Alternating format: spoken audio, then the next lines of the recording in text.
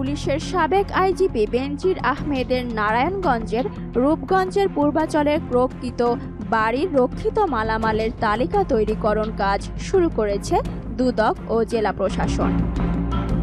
বুধবার দুপুর 1টা থেকে রূপগঞ্জের গুতিয়াবো এলাকার আনন্দ হাউজিংয়ের এই বাড়িতে থাকা মালপত্র তালিকাকরণ শুরু হয়ে চলে বিকাল 5টা পর্যন্ত। এ সময় বাড়িতে থাকা বিভিন্ন জিনিসপত্র এই অভিযানে তল্লাশি করা হয়। 4 ঘণ্টা ব্যাপী চলা অভিযান শেষে জব্দকৃত মালামাল বিবরণ সাংবাদিকদের কাছে তুলে ধরেন অতিরিক্ত জেলা প্রশাসক। জানান, এটি একটি আবাসিক ভবন। একটি পরিবার থাকতে যে রকম জিনিসপত্র প্রয়োজন এই বাড়িতে সবই পাওয়া গেছে। এসব জিনিসপত্রের তালিকা প্রস্তুত করা হয়েছে। এই সব আসবাবপত্র সাধারণ মানের, তবে কোনো উচ্চ বিলাসী জিনিসপত্র পাওয়া যায়নি। আদালতের নির্দেশনা অনুযায়ী এই তালিকা আদালতে পেশ করা হবে বলে জানান তিনি।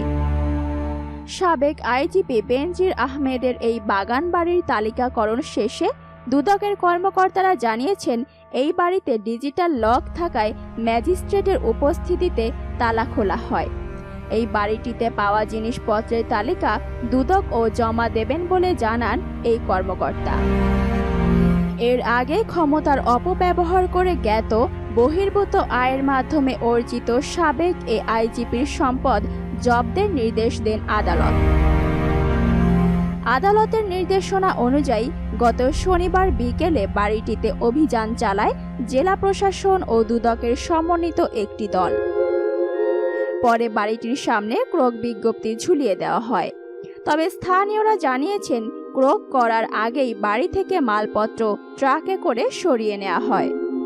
পূর্বাচলের দক্ষিণবাগ এলাকায় গুতিয়াবো মৌজায় পুলিশের আনন্দ হাউজিং সোসাইটির 6টি প্লটের 24 কাঠা জমির ওপর savanna eco resort private limited নামে এ বাড়িটি নির্মাণ করা হয়েছে।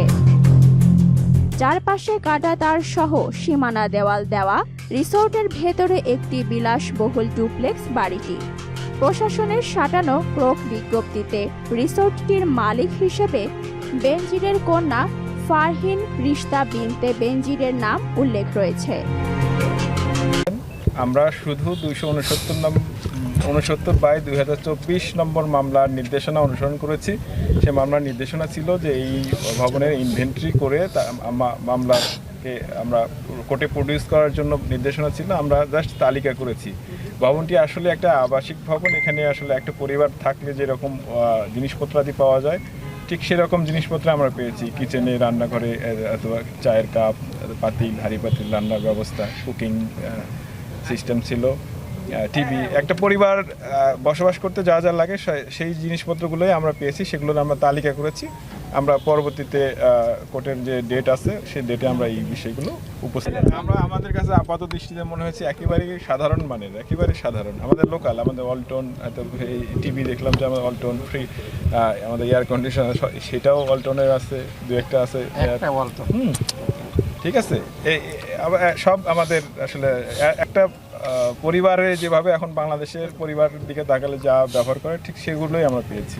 আর এরকম আমরা কিছু পাইনি। আমরা মানে ওরকম কিছু পাইনি। কিছু শোপিস পেয়েছি, কিছু বইপত্র পেয়েছি, আমার সোফা সেট আছে দেখলাম, ঝাড়বাতি আছে, ডাইনিংয়ে খাবার জন্য 6টা চেয়ার সহ টেবিল আছে, এগুলোই। এটা হলো ওই দিন আমরা ওইটা ডিজিটাল ক্যামেরা ছিল, মানে ডিজিটাল লক সিস্টেম ছিল। লকটা জাস্ট এরপরে ওখান থেকে যেন জিনিস, মানে আমরা যখন দায়িত্ব নিয়েছি ওর পরে জিনিসপত্র যেন বেরোতে না পারে, এই কারণে আমরা ওটা খেলা করেছি। আমাদের ইনভেন্টরিগুলো ওইগুলো আমরা ওখানে বসে দেখেন, আমাদের সাথে প্রিন্টার আছে, ল্যাপটপ আছে, আমরা বসে বসে লিখছি।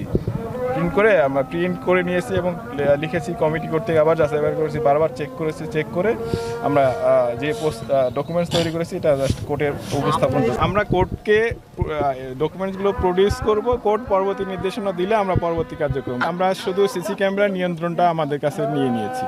আমরা এখানে যারা আছি দুদকের, এটা হচ্ছে লোকাল যে নারায়ণগঞ্জ অফিস, সেখান থেকে এসেছি এবং বিজ্ঞ আদালতের নির্দেশনা মোতাবেক রিসিভার জেলা প্রশাসক মহোদয়ের কাজে পর্যবেক্ষণ এবং সহায়তা করার জন্য যে ধরনের আদেশ ছিল সেটা আমরা তাদেরকে সেভাবে সহায়তা এবং পর্যবেক্ষণ করেছি।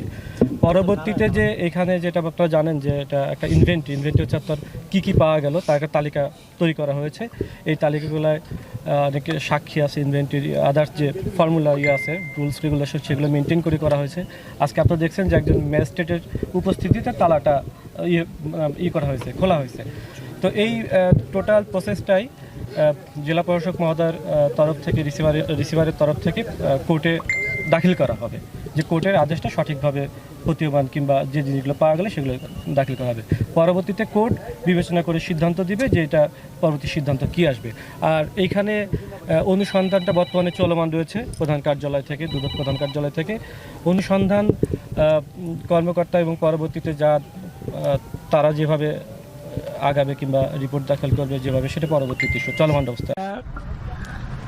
সাংবাদিক প্রথম আসলো এখানে, এর এক সপ্তাহ আগে এখানে যে দাঁড়ান ছিল এরা বলছে যে 2টা গাড়ি 8 বিঘা একবার মাল সামান সব নিয়ে এসে রাত 11টার পরে এনকারতে দাঁড়ান ছিল, এরা বলছে যে 2টা 8 বিঘা 11টার পর রাতের মাল সামান নিয়ে এসে কি নিয়ে এসে না ফার্নিচার বলছি।